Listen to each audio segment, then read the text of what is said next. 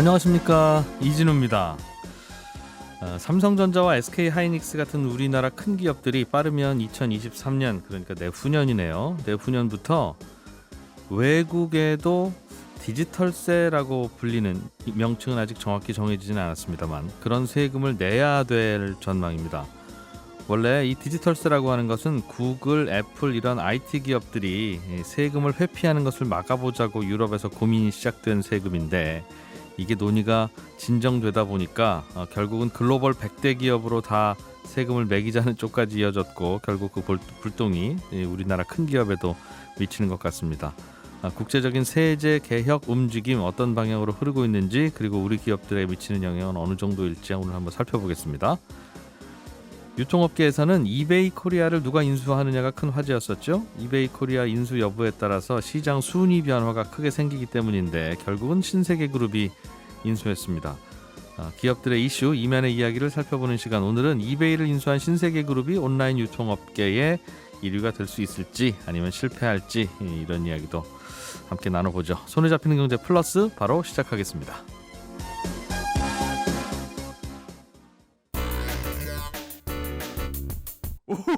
오늘 왜 이래요? 오늘은 코스피 시장이 0.4%, 코스닥 시장은 상승률이 조금 더 높군요. 0.6% 정도 오르고 있습니다. 한국투자증권의 박소연 부장을 연결해서 주식시장 꼼꼼하게 좀 들여다보죠. 박 부장님. 네, 안녕하세요. 오늘 시장 상황 좀 살펴봐 주십시오. 네, 지금 유가증권 시장, 코스닥 양시장 모두 상승 출발을 하고 있습니다. 외국인은 한 200억 정도 매도하고 있지만은 연기금에서 한 800억 정도 매수가 유입되면서 시장 분위기는 나쁘지 않은 것 같고요. 주말 미국 고용지표가 예상치를 상회하긴 했는데 실업률은 올라가고 업종별 편차도 큰 것으로 나타나면서 채권금리가 하락을 했습니다. 그러다 보니까 달러 강세 압력이 완화되면서 지금 오늘 원달러 환율도 6원 정도 빠진 1129원 정도의 거래가 되고 있고요. 그리고 삼성전자가 조만간 2분기 잠정 실적을 발표를 할 예정입니다. 지금 한 0.6% 올라서 지금 8600원에 거래가 되고 있는데요. 일단 실적은 작년 2분기보다 34% 늘어난 영업이익 10조 9,300억 원 수준에 달할 것으로 증권가 컨센서스는 집계가 되고 있습니다. 최근 들어서 지속 상향 조정이 되는 추세이고요. 부문별로는 반도체가 한 80%, 디스플레이는 한 200% 영업이익이 증가할 것으로 전망되고 있고, 스마트폰 사업 부문인 IM 상업 부문은 판매가 좀 둔화되면서 30% 가까이 감소했을 것으로 추정을 하고 있습니다. 그래도 지금 반도체와 디스플레이 부문이 워낙 좋기 때문에 당사는 목표 주가 지금 11만 5천 원을 유지를 하고 있는 상태입니다. 반도체 TV는 잘 팔렸고 스마트폰은 꽤 많이 줄었네요. 스마트폰 같은 경우에는 지금 AP라든지 비메모리를 구하기가 어려워서 실제 생산을 못한 것도 있었고요. 그리고 이제 상반기에 작년에 워낙 많이 샀다 보니까 이제 올해는 좀 덜 사는 거죠. 그러다 보니까 스마트폰이 좀 덜 팔린 부분이 있는 것 같습니다. 그러게요. 모든 주요 기업들이 다 그 걱정하더군요. 지금까지는 좋고 작년에 좋았던 분위기가 이어져 왔는데 지금부터도 계속 좋을 거냐, 아니면 코로나19 때 잠깐 수혜를 본 거냐, 이것 때문에 주가도 실적이 잘 나와도 지지부진하거나 오히려 내리는 경우도 있고 가끔 그렇더군요. 네, 좀 많이 좋았던 만큼 잠깐 쉬어가는 것들은 좀 불가피할 거는 같은데요. 근데 요 빈자리들을 다른 종목들이 많이 메워주고 있기 때문에 시장은 나쁘진 않은 것 같습니다. 일단 오늘 좀 특징주 말씀을 드리면은요. 게임주들이 시세를 많이 내고 있네요. 이 카카오 게임즈가 신작 오딘 흥행 기대감에 이제 금요일 강세를 보인 데 이어서 오늘도 11% 급등을 하고 있고요. M게임 같은 경우에는 중국에서 열혈강호 온라인을 서비스하고 있는데 월 매출이 최대치를 경신했다라는 소식에 20% 상승 중입니다. 그 외에 넷마블, W게임즈 같은 다른 게임주들도 2% 정도 오르고 있고요. 그리고 오늘은 메타버스 관련주들도 긍정적인 움직임을 보이고 있습니다. 한컴 MDS 같은 경우에는 자회사인 한컴 인텔리전스가 VR 그리고 AR 컨텐츠 및 솔루션 공급하는 프론티스 지분 55%를 인수했다라는 것이 알려지면서 한 21% 정도 오르고 있고요. 그리고 싸이월드의 서비스 운용권 출자자 중에 하나인 인트로메딕, 이 인트로메딕이 예. 싸이월드가 메타버스 플랫폼 탑재해서 확장성 커질 것이다라는 기대에 이 8% 정도 오르고 있습니다. 예. 그 이외에도 뭐 H&M 같은 해운사들 5% 올라가고 있어서 경기 전반에 대한 기대감도 유지되는 분위기입니다. 네. 요즘은 물가가 이렇게도 걱정이고 저렇게도 걱정이고 물가 발표될 때마다 숫자는 높게 나오는데 이제 이게 계속 앞으로도 오를 거냐 아니면 당분간 이랬으니까 또 다시 내려갈 거냐 이런 논란도 좀 있는 것 같고요. 물가가 계속 올라가면 주식시장에 좋을 게 없죠. 네, 뭐 근데 다행히도 물가가 너무 올라도 사실 안 좋은데 예. 최근 델타 변이가 확산이 되면서 이게 물가가 이제 이렇게 계속 오르기는 좀 어렵겠다. 왜냐하면 이제 소비가 다소 둔화되니까 예. 이 델타 변이가 물가를 좀 가라앉혀주는 역할을 좀 할 것이다라는 전망이 있는 거죠. 예. 근데 이제 복병이 있는 게 지난 주말에 이제 오펙 플러스 회의가 있었습니다. 이제 중동 산유국과 이제 비중동 산유국들이 모여서 산유량 결정을 내리는 회의인데요. 네. 지금 WTI 기준의 유가가 지금 지속적으로 올라서 부지불식간에 벌써 배럴당 75달러까지 올라왔습니다. 지난주에 이제 코로나가 한창일 때 마이너스 유가까지 기록을 해서 아주 이슈가 많이 됐었는데 지금 75달러까지 올라왔고 정말 일부 지금 기관에서는 100달러까지 오르는 거 아니냐라는 전망도 좀 나오고 있거든요. 네. 이게 이제 어떤 이유냐면 지금 이 오펙 회의에서 현재 증산을 할 거냐 말 거냐 가지고 회원국들이 옥신각신하고 있는 상황입니다. 증산하면 안 돼요? 유가도 올라 있고 증산을 하면 그들도 많이 팔 테니까 서로 좋을 것 같은데. 네, 근데 이제 증산을 하는 건 좋은데 너무 많이 하게 되면 오히려 수요 대비 공급이 많아지면서 유가가 떨어질 거라는 거죠. 예. 그래서 증산을 하더라도 조금씩 해가야 된다라는 그런 전망들을 하는데 지금 이번에도 증산을 하지만 오히려 이제 이 증산을 하는 게 아니라 사실 감산을 좀 줄이고 있는 상태거든요. 그래서 이제 지금 작년 4월에는 일간 970만 배럴을 줄여보자라고 예. 얘기를 했고요. 그다음에 작년 12월부터 이 감산량을 계속 좀 줄여가지고 예. 이번에도 사실은 더 줄이자라고 해서 만났는데 평소 대비 감산을 하고 있군요. 지금 그 코로나 그렇죠. 이전에 비해서. 예. 네, 작년 같은 경우에는 이제 코로나 때문에 수요가 없다 보니까 거의 이제 큰 폭으로 감산을 해서 그 감산량을 유지를 해오고 있었는데 예. 이제는 좀 경기가 좋아지니까 감산량을 좀 줄여도 되는 거죠. 그래서 현재 지금 연말까지 매월 40만 배럴씩 일단은 감산량을 좀 줄여서 더 생산을 늘려보자. 뭐 그렇게 얘기를 하고 있습니다. 근데 중요한 거는 이 각 회원국마다 다 이해관계가 다른데 이번에 대대적으로 이제 산유량을 늘리려고 준비를 했던 국가가 아랍에미레트 UAE거든요. 예. 이 UAE가 아니 우리는 지금 생산량을 엄청나게 늘릴 준비를 다 했는데 우리 보러 사실은 감산을 지금 이 정도 하라고 하니 우리는 손해 아니냐, 더 예. 생산하고 싶다 이런 식으로 강하게 반대 의사를 표명을 했습니다. 그래서 원래는 금요일에 끝났어야 될 회의가 아직 못 끝났고요. 네. 오늘 저녁에 지금 속개할 예정인데 만약에 이 UAE의 의사가 받아들여져서 이 증산을 생각보다 좀 못 이루어내게 되면 유가는 여기서 더 올라갈 수 있기 때문에 주의가 좀 필요할 것 같습니다. 예. 특히 최근에 이란 대선에서 강경파 대통령이 당선되면서 지금 이란 경제 제재가 여전히 유지가 되고 있는데요. 이 경제 제재가 풀리면 이란산 원유가 시장에 나올 수 있습니다. 예. 그런데 강경파 대통령이 당선되면서 이란 경제 제재가 쉽게 풀리기 어렵게 됐거든요. 그래서 유가 상승 가능성이 여전히 있는 편이기 때문에 이 부분들을 좀 경계하면서 보실 예. 필요가 있겠습니다. 석유를 추가로 더 캐내자는 쪽의 목소리가 빨리빨리 반영이 잘 안 되는 여러 국제 상황이 있다. 이게 유가를 올리고 있다는 해석이시네요. 잘 들었습니다. 고맙습니다. 감사합니다. 예, 한국투자증권의 박소연 부장이었습니다. 네, 요즘 OECD 국가들 주로 이제 유럽 국가들이 주로 주축이 돼서 던지는 항의입니다만 글로벌 다국적 기업들에 대한 세금을 좀 제대로 매겨야 되겠다는 목소리가 커지고 있습니다. 글로벌 다국적 기업이라고 하면 남의 일처럼 우리가 생각해 왔는데 생각해 보니까 우리나라 삼성전자, 하이닉스 이런 회사들은 또 그들의 눈에서는 글로벌 다국적 기업일 수 있어서요. 우리에게도 좀 영향이 있다고 하네요. 강남대 안창남 교수를 스튜디오에 모셨습니다. 영향을 좀 들어보죠. 어서 오십시오. 네, 안녕하세요. 예. 한 두 달 좀 전에 이런 분위기 있다고 교수님이 한번 전해 주셨어요. 네. 인터뷰를 나눈 바가 있는데 결국은 이런 논의가 되다가 최종 합의안이 나온 겁니까? 또 뉴스에 한바탕 이런저런 기사들이 하여튼 있더군요. 일단 잠정안은 나왔습니다. 예. 2달 전에 제가 방송할 때는 최저한세율을 21%로 하자. 법인세. 예. 예, 글로벌 100대 기업을 대상으로 하자 이렇게 나왔는데 예. 7월 1일 날 우리나라가 참여하고 있는 포괄적 이행 체계가 예. 있습니다. 예. 인클루시브 프레임워크라고 하는 건데 예. OECD 회원국과 G20 국가가 주축이 되고 예. 전 세계 약 130여 개 국가가 참여하고 있습니다. 음. 거기에서 최저한세 세율은 15%로 하자.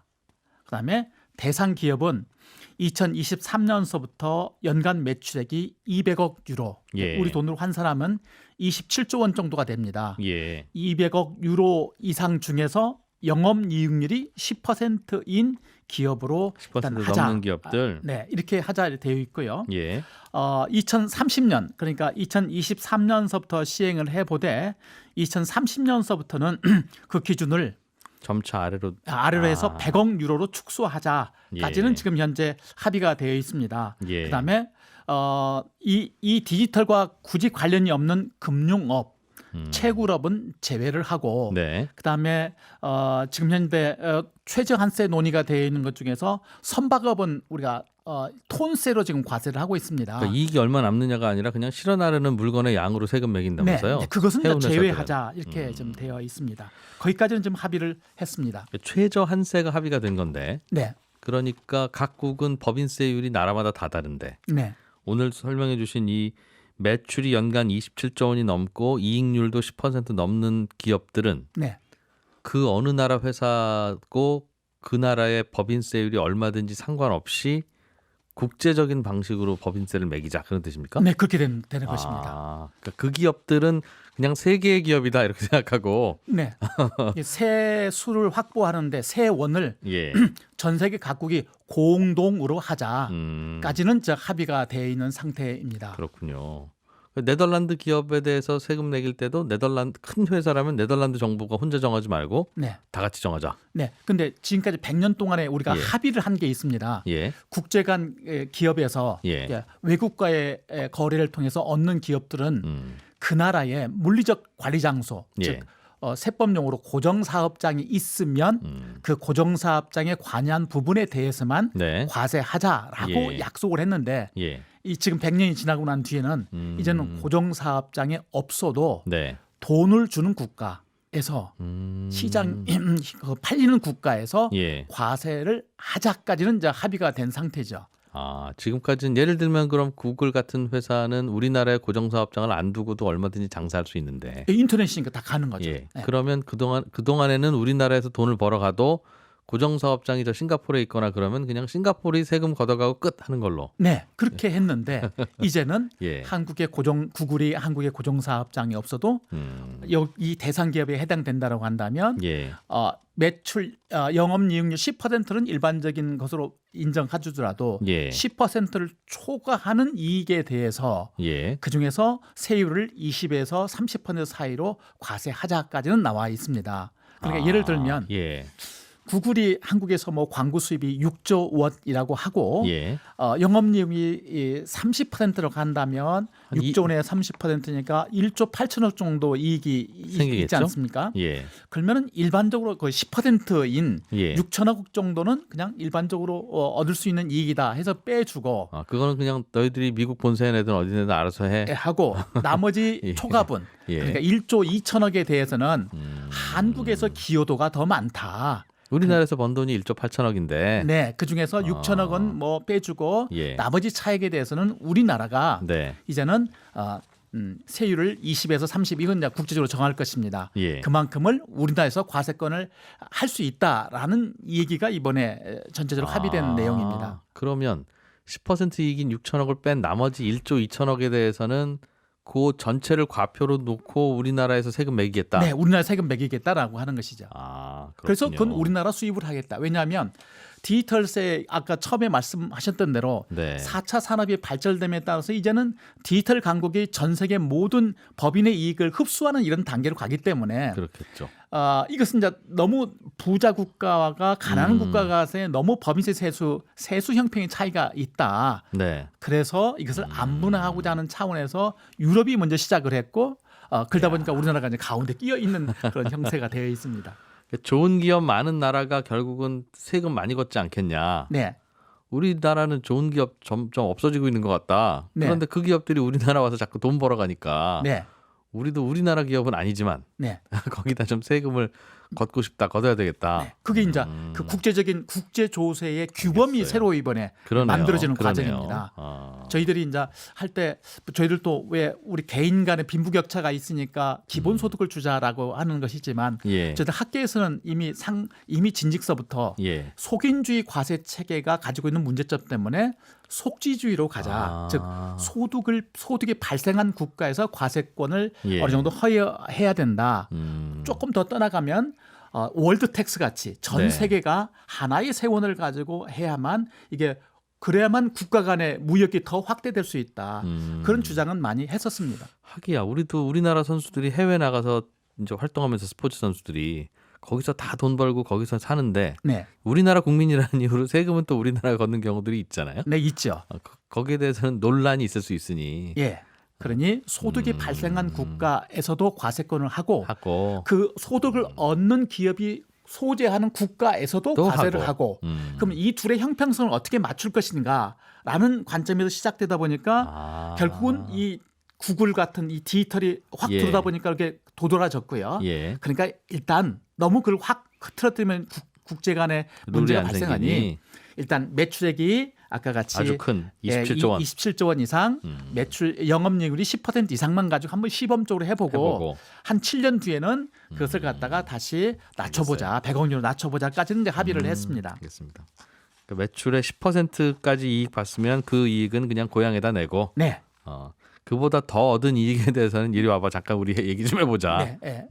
그렇습니다. 그게 조금 전에 구글이라고 이제 미국 기업을 예를 들어 주셔서 네. 그러면 구글이 우리나라에서 버는 돈도 세금 내겠구나. 특히 이제 유튜브 이런 것 우리나라에서 돈 많이 벌어가는데 그럼 세금 내겠구나 하니까 살짝 안심도 되고 기분도 좋은데 네. 우리나라의 삼성전자 같은 회사도 다른 나라에 수출하는 반도체가 휴대폰이 훨씬 많고 많습니다. 다른 나라의 공장도 많고 네. 그래서 결국은 다른 나라 국민들 덕분에 벌어들이는 돈이 엄청날 텐데 네. 삼성전자도 네. 그럼 뒤집어 말하면 삼성전자도 그동안에는 우리나라 정부의 법인세를 다 냈다가 네. 앞으로는 별로 우리나라에는 안 내고 외국에다 주로 내고 다니겠구나 하는 생각이 드네요. 네, 그것도 일부 사실입니다. 예. 우리나라 왜냐하면 우리나라 현행 법인세 과세 체계가 네. 삼성전자가 우리나라에서 번 돈과 네. 외국에서 번 돈 모두를 우리나라에서 과세를 했고 예. 그다음에 외국에서 낸 세액은 우리나라가 빼주는 이런 시스템이었거든요. 예. 그런데 삼성전자가 이제부터는 디지털세라고 해서 별도로 세금을 내기 시작합니다. 하면 네. 우리나라는 세액을 빼주는 것입니다. 예. 그러니까 삼성전자는 우리나라에다 세금을 기존에 100을 냈다고 한다면 디지털세가 들어올 경우 네. 이제는 우리가 80 정도 내고 삼성은 외국에서 20 내는 꼴이 되는 것이고 삼성 입장에서는 그런데 똑같습니다. 세금이 덜 내고 더 낼 건 없다. 예, 총량치는 똑같습니다. 총량치는 똑같은데 예. 어느 국가에서 얼마만큼을 낼 것인가는 이제 문제가 될 수 있는 거고 그렇죠. 이 점에서는 이제 세무 공무원들이 정말로 머리를 싸매고 네. 덤벼드려야 될 것 같은 생각이 듭니다. 그러면 삼성전자가 지금까지는 가능하면 우리나라가 이런저런 세율이 꼭 비싼 나라는 아니었으니까 네, 가능하면 세율이 비싼 외국에다가 세금 내지 않고 네, 외국에다가는 좀 이익을 줄이더라도 우리나라에다 세금을 주로 내왔을 텐데 네, 그게 삼성한테도 유리하니까요. 네. 지금 바깥에서는 그럼 세금을 삼성에 대해서 세금 걷고자 하는 나라들이 많아질 테니 거기다 세금을 많이 내게 되면 네. 결국은 우리나라에다 내는 세금은 줄어들고 삼성 입장에서는 몰라 우리는 똑같이 낼 거야. 네, 네. 정부들끼리 알아서 나눠 가져 네, 네. 하는 얘기잖아요. 네, 네.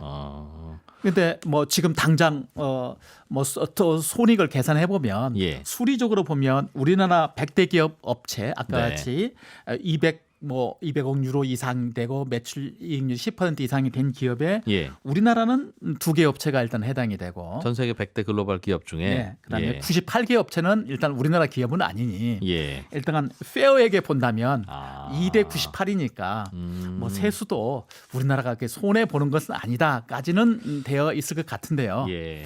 여기 당장은 그렇게 보이지만 예. 7년 뒤에 다시 이것을 갖다가 금액을 기준을 더 낮춘다라고 볼 많은 때는 기업들을 포함시키기 시작하면 네, 그때부터는 이제 상황이 어떻게 될지는 모르겠다는 생각이 개인적으로 듭니다.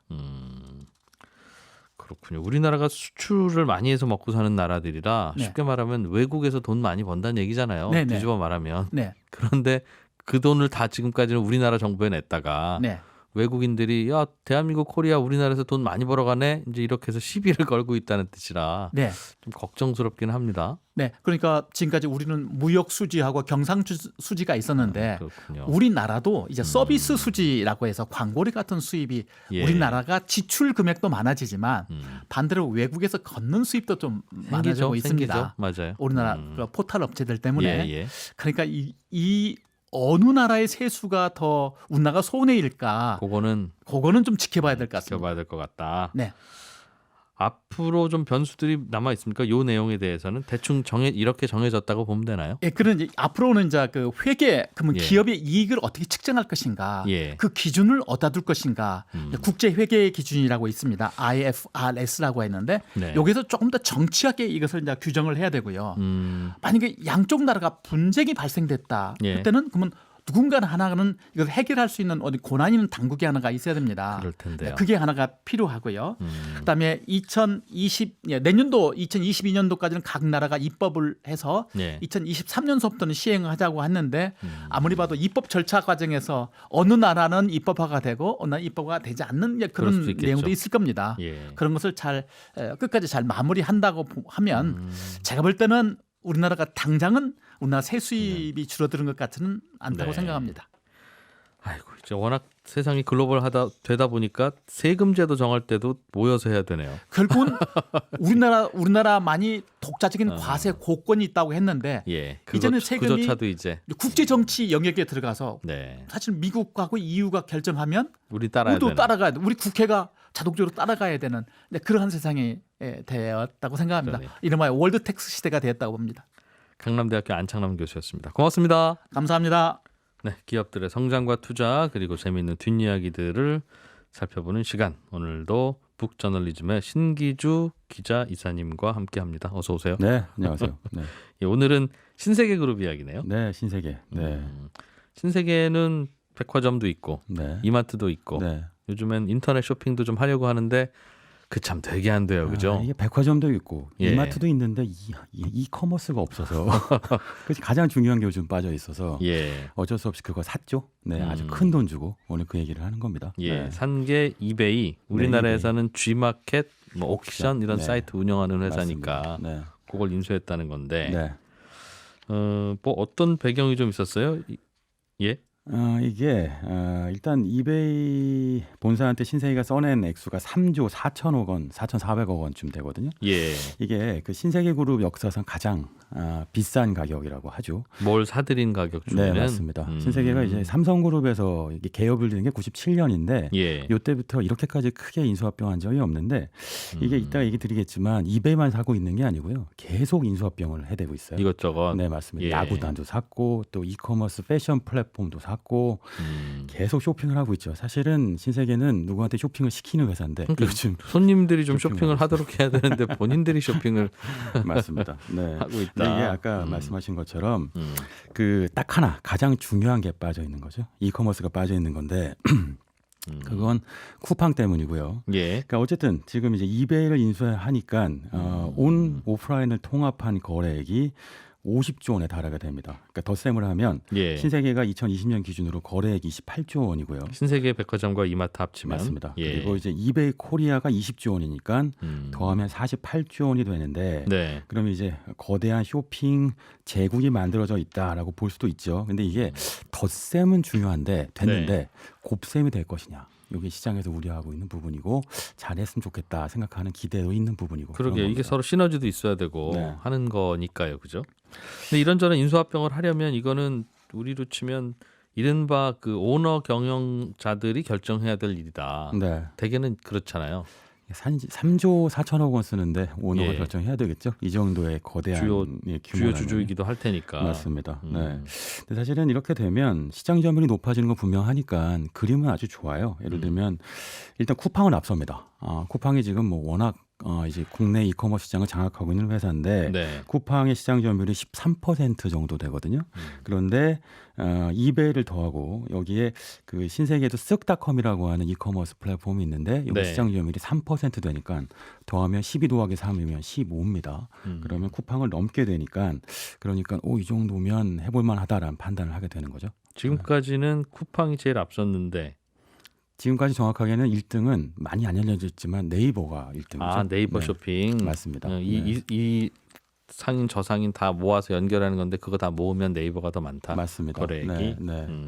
그러니까 그림은 네이버가 1등인데 예. 사실은 화제는 쿠팡이 모으고 있고 아시다시피 이번 인수에는 신세계하고 네이버가 같이 뛰어들 것이다 이런 얘기도 많이 있었어요. 주마켓 옥션을 같이 사기로. 네, 같이 살 것. 네, 이제 지분은 8대 2 정도로 나눠서 사겠다. 그래서 네. 이베이 코리아 인수 지분을 100% 다 사겠다였는데 결국은 그렇게 안 했죠. 네, 결국은 네이버는 쏙 빠졌는데 네. 이게 처음에 이게 빠진다고 하니까 이 정용진 부회장이 계산이 틀린 것 아니야 얘기가 있었는데 실은 내막을 들춰보면 예. 신세계도 네이버의 참전이 좀 부담스러운 입장이기도 했어요. 왜냐하면 아까 말씀드린 것처럼 점유를 합하면 그럼 1등이 되어버리거든요. 그러면 당연히 공정거래위원회에서 이제 심사를 할 때 네. 까다롭게 볼 수밖에 없으니까 이게 부담이 되기도 했고, 그러니까 사실 그림은 네이버하고 신세계가 합치는 게 좋아 보이지만 예. 실제로 신세계도 네이버의 참전이 좀 부담스럽고 네이버 역시도 마찬가지였던. 일단 걸로 신세계와 보여집니다. 네이버는 손잡은 상태죠. 같은 네. 업종에 있긴 하지만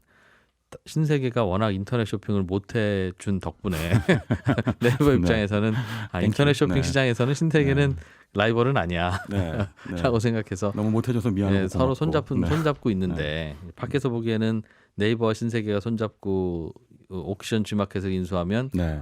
특히 네이버 입장에서 보면 너무 많이 갖고 있는 거 아닌가 하는 생각을 할 수 있다. 그렇죠, 맞습니다. 근데 일단 이게 손을 잡았다고 하는 그림도 이런 거예요. 이게 정용진 부회장이 잘하는 게 디지털 SNS에서 이제 보여주는 플레이를 잘하잖아요. 네. 그러니까 올해 초에 1월이었죠. 정용진 부회장이 판교 네이버 본사에 가서 직접 이해진 그러니까 GIO를 만납니다. 네. 그러니까 이걸 보고 이제 재벌과 오너가 네이버에 가서 직접 만나고 얘기를 하면 뭔가 나오겠거니 하고 언론도 기사를 엄청 쓰고요. 네. 그리고 이제 SNS도 많이 퍼졌는데 사실 아시다시피 네이버의 시총은 68조고요. 신세계가 2조, 이마트가 4조니까 6조입니다. 예. 누가 누구한테 가야 할 것이냐 자명하죠. 사실 그런데 우리의 전통적 재벌의 오너가 갔다는 것만으로도 화제 모았고 굉장히 유연한 리더십이다 이런 인상을 줬고 그게 네이버하고 신세계가 제휴하고 있다는 인상을 주지만 네. 실제로는 사실은 제휴를 논의하고 있는 것에 가깝고 그러네요. 그림을 참 좋게 그리고 있는 그림인 거죠. 네. 우리나라 최대 재벌 오너의 친매손자인데 이 그러니까요. 신세계 네. 오너가 네. 신세계 2조, 이마트 4조 이게 시가총액이고 맞아요. 네이버는 한 70조 되죠. 70조 조금 안 되죠. 네. 그렇군요. 이 그 신세계가 결국은 그럼 이베이 네, 이베이. 네. G마켓과 옥션을 인수하면 네. 그렇게 묶은 거는 너무 독점 과점이라는 공정위 시비는 안 걷습니까? 시비가 안 걸립니까? 있겠죠. 네, 사실 공정거래위원회 기업 결합 심사가 예정되어 있는데 쉽진 않겠지만 넘을 거라고는 예상을 시장에서 하더라고요. 일단 어쨌든 네이버가 참전했으면 1등이었는데, 네. 그러니까 2등이고 어쨌든 쿠팡을 견제할 만한 어떤 쪽이 필요하다는 생각들은 있으니까. 예. 그러니까 사실은 공정거래위원회 규제 리스크는 일단 대비를 충분히 한 걸로 판단이 되는데요. 네. 근데 또 하나가 있어요. 이제 돈을 어디서 끌어올 것이냐. 3조 4천억 원. 네. 있으니까 사겠다고 했겠죠. 돈이 없어요. 네, 돈이 1조 원 정도 있습니다. 현금성 자산이. 오히려 아니, 이베이 인수전에서 가장 유력했던 건 롯데였는데요. 예. 롯데가 현금성 자산이 4조 원이 넘습니다. 그래서 네. 지금 그냥 현금 주고 딱 사올 수 있는 거예요. 신세계는 돈이 없어요? 신세계는 1조 원 정도의 현금성 자산이 있어서 예. 네, 지금 은행 대출을 받아야 되는 입장인 거죠. 이베이를 인수할 때, 네, 이베이 맞습니다. 코리아 인수할 네, 때 네. 대출은 해줍니까? 근데 사실은 아시다시피 그 신세계는 그 부동산 자산이 많아요. 예를 들면 하남 스타필드 있잖아요. 거기만 해도 담보로 잡으면 3조 원 대출이 바로 나옵니다. 그래서 요즘 은행들이 네. 기업 대출하려고 난리인데 신세계에 먼저 대출해 주려고 줄을 섰어요. 그렇게 네. 해서 네, 그래서 대출을 많이 해줬는데 여기도 무슨 네. DSR 규제 이런 거 좀 들여다봐야 되는데 네. 이 원금 다 이제 정해진 기간 안에 갚을 수 있는지 이런 거. 네, 어쨌든 자금 인수가 있는데 가능할 수 있을 걸로 보여집니다. 이거 이제 지금 말씀하셨으니까 제가 먼저 짚자면 예. 사실 이베이가요. 현금 캐시카우거든요. 돈을 잘 버는 회사여서 예를 들면 이런 겁니다. 주마켓 옥션이 네. 예. 그 오픈마켓이라고 하는 게 뭐냐면 결국은 그 플랫폼이 그 판매자하고 구매자를 연결해 주잖아요. 예. 그리고 수수료를 이제 가격의 10%를 받죠. 근데 이제 이베이의 경우에 그 수수료가 그러니까 10%면 지난해 매출이 20조 원이었으니까 그러니까 거래액이 그러니까 거기서 10%만 받으면 2조 원 정도의 수익이 나오는 거예요. 네. 그러면 지금 생각해 보면 한 4조 원 정도가 이제 인수 대금인데 이베이에 한 2, 3년 갖고 있으면 예. 바로 거래 대금이 뽑히게 되는 거죠.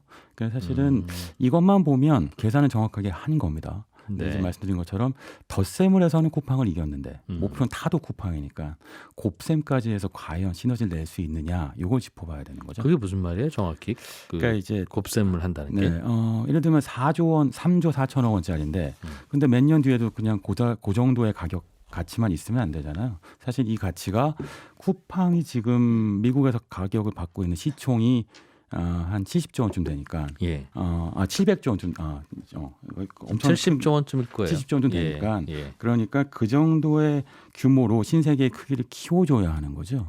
그러니까 그러려면 앞으로 더 많은 투자를 해야 된다는 뜻인 거예요. 인수 대금이 문제가 아니라 지금 투자한 인수 대금보다 훨씬 많은 돈을 신세계가 예. 투자해야 된다는 얘기가 되는 거죠. 네이버나 쿠팡이 투자하듯이. 맞습니다. 네. 그게 걱정이에요. 그게 그러면 결국 그 투자도 잘하고 투자하는 과정에서 쇼핑몰도 잘 인테리어도 잘해야 되고 네. 손님들 잘 끌어야 되는데 그렇죠. 네. 그거를 그동안 못해서 쓱닷컴이 잘 안 됐던 거 아니겠습니까? 그러니까요. 네. 그런데 그 못했던 그분들이 옥션 G마켓을 인수해서 그럼 다시 잘해지나? 이게 걱정인 거예요. 그게. 사실 이게 자존심이 상했죠. 신세계가 전통의 유통 강자인데 네. 쿠팡한테 밀리니까. 근데 지금은 이제 자존심 문제가 아니고 생존의 문제가 됐는데 여기서 짚어야 될 포인트가 하나 있습니다. 뭐냐면 이른바 이제 풀필먼트 시스템이라고 하는 거잖아요. 예. 이게 쿠팡이 자랑하는 건데 그러니까 로켓 배송이 가능하게 만들어지는 원인인 거죠. 그러니까 이제 그 플랫폼이 판매자한테 제품을 다 사서 예. 그 제품을 미리 다 갖고 있다가 판매, 유통, 반송까지 다 해주는 완벽하게 풀필먼트 시스템인 건데, 예. 그러니까 이게 말하자면 로켓 배송에서 로켓을 쏘기도 전에 로켓 안에 연료부터 넣어주고 예약 들어오면 곧바로 쏜다, 뭐 이런 겁니다. 여기에 물론 쿠팡 노동자들의 노동 강도가 셌기 때문에 로켓 배송이 가능했던 건데, 결국 우리는 이미 이런 식의 로켓 배송 같은 쿠팡의 배송 시스템에 익숙해져 있으니까 예. 신세계가 이 시장 점유율을 장악하려면 로켓 배송 이상의 것들을 보여줘야 하는 거죠. 풀필먼트 시스템을 확보해야 되는 건데 여기서 덧셈이 좀 안 돼요. 무슨 얘기냐면 이런 걸 하려면 그 이른바 배송망 이런 물류센터를 많이 만들어야 되는데 예. 쿠팡은 전국에 100개가 넘습니다. 물류센터가 네. 그러니까 전 국민의 70%가 쿠팡 물류센터 반경 10km 안에 산다고 해요. 그러니 거기서 빨리빨리 오는 것이다. 그거 맞습니다. 거기서 갖고 오니까. 사실 아주 멀리서 예. 오는 게 아니라 아주 가까이서 오고 있었던 거죠. 네. 물건들이. 예. 그런데 신세계하고 이베이가 갖고 있는 물류센터가 이베이는 3곳, 신세계는 2곳밖에 없어요. 아까 쿠팡은 몇 개 있다고 했죠? 100개요. 많이 만들어야 되네요. 그러면. 네. 그러니까 3조 4천억 원이 문제가 아니라 네. 앞으로 그 이상의 돈은 투자해야 되는데 물론 정영진 부회장은 앞으로 1조 원 투자하겠다고 얘기했습니다. 1조 원 뭐 적은 돈이 아니죠. 네. 그런데 쿠팡이 미국에 상장해서 벌어들인 돈이 5조 원이 넘어요. 그럼 5조 원을 또 어디에 투자할까 봤는데 한때는 이베이를 살 거다 이런 얘기도 있었는데 예. 쿠팡에서 김범석 회장이 한 얘기가 우리는 그런 거 필요 없고 그냥 물류센터에 투자할 거야라고 얘기했습니다. 예. 그러면 앞으로 5조 원 이상의 돈을 투자할 쿠팡을 상대로 신세계가 그 이상의 돈을 투자해야만 되는 건데 이미 쿠팡은 100개나 만들어 놨고 예. 신세계는 쫓아가야 되는 입장이니까 추격이 만만치 않을 것이다가 있는 거죠. 아, 그렇군요. 그러면 지금은 신세계가 지금 이베이 코리아를 사고 난 다음에도 돈을 더 부어야 된다. 지금도 돈 1조 원밖에 없어서 한 3조 원은 돈 빌려서 네, 대출했는데. 인수해야 되는데 네. 그 돈 마련하는 것도 만만치 않겠어요? 네, 사실은 그러니까 현금 압박이 상당할 것이어서 그래서 주식시장에서 신세계 주가가 지금 아주 높게 평가는 못 받는데 예. 그런데 이제 정윤진 부회장은 미래를 보고 얘기하고 있는 거죠. 그래서 앞으로 신세계 매출의 절반 이상이 네. 이커머스에서 나올 것이다. 네. 이런 것이고 결국 완전히 그러니까 이제 이베이 인수라고 하는 것이 신세계가 앞으로 나아가야 할 길을 보여주는 나침판이다, 지도다 이런 얘기를 지난 6월 30일이었죠. 신세계 하반기 전략회의에서 했고요. 그러니까 강력한 강력한 의지를 보여주고 있는 건 분명합니다. 네. 이게 한 10년 전만 해도 그 대형 백화점 마트들이 사실은 이게 부동산 위치 잘 찍는 게 사업의 핵심이자 노하우다. 맞아요. 네. 그러면서 아니 허허벌판 저 시골 땅에다가 마트 하나 만들어 놓으면 사람들이 알아서 저기서 모여서 사니까 모여서 거주하니까 네. 장사는 장사대로 되고 부동산은 부동산대로 오르고 세상에 이렇게 좋은 장사가 어딨나 하는 게 바로 그 업종이었는데 네, 지금 바뀌었죠. 지금은 다들 쇼핑몰에 인터넷에서 그냥 사고 마니까 그런 게 다 소용없고 그런데 이런 약간 금방 긍정적인 변해나요. 사인도 있어요. 무슨 예. 얘기냐면 지금 말씀하신 것처럼 한동안 이마트가 전국토에 다 마트를 만들었잖아요. 네. 160개쯤 됩니다. 이게 사실 중요한 사이트, 도심 근처에 있죠. 아, 요거 아까 그 활용하면? 쿠팡에 100개 된다는 네. 물류센터가 네. 그냥 이마트 매장을 그렇게 쓰면 되겠네요. 네, 그 가능성을 점쳐주고 있는데요. 이 전략이 분명히 있어요. 그러니까 160개 매장을 지금 이베이에 스마일 배송이라고 하는 풀페이먼트 시스템이 갖춰져 있거든요. 사실은 저도 그렇게 보고 있는데 그 신세계가 이걸 인수한 가장 큰 목적 중에 하나가 이 스마일 배송을 인수하려고 하는 부분, 이 노하우.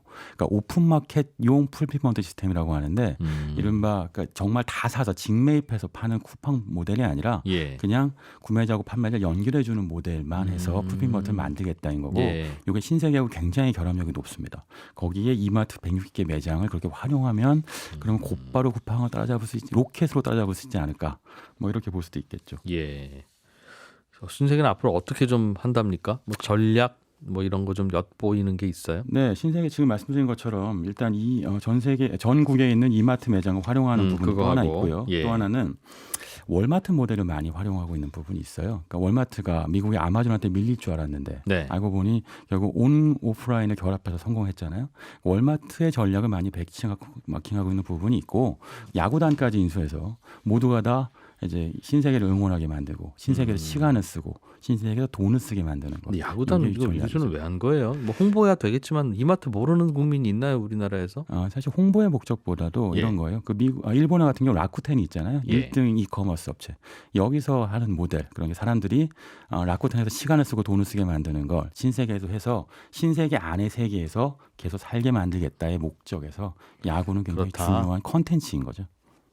야구를 신세계 구단이 뛰는 야구를 보는 게 신세계를 이용하는 것이다. 그러니까 예를 들면 신세계 도움 야구단장과 스타필드를 결합한다거나 같은 모델인 거죠. 네. 그렇게 인수하고 나서 그림을 찾는 것 같은 생각은 들긴 하는데 네.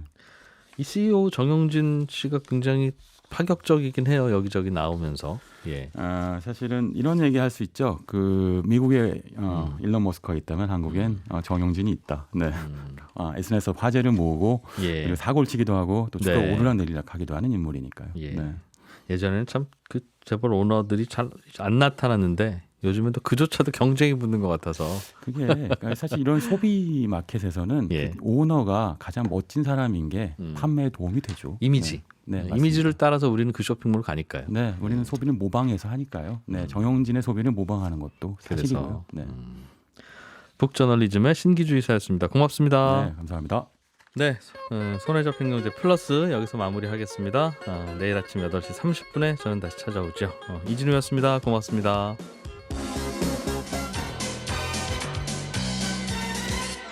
더 깊고 더 재미있는 경제 이야기 이진우의 손에 잡히는 경제 플러스.